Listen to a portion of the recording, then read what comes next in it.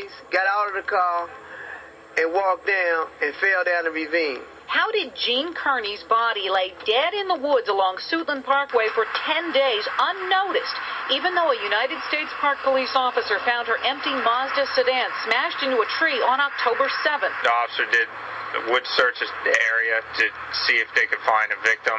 At that time, the officer didn't. We obviously were going to look and make sure that everything was done properly. I knew something was wrong when I came home from school and saw that my mom had not been home and cleaned up. Ms. Kearney left the District Heights home of her daughter, Sharon Williams, at 10:30 p.m. on October 6th, heading toward the district where she lived.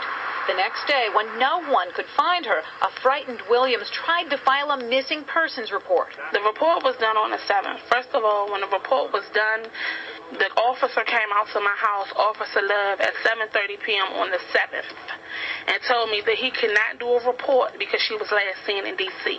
Prince George's County Police issued a press release about Gene Kearney's disappearance on October 13th. I actually really need somebody to explain that to me, of understanding why this is actually happening and how I'm finding out in this particular manner.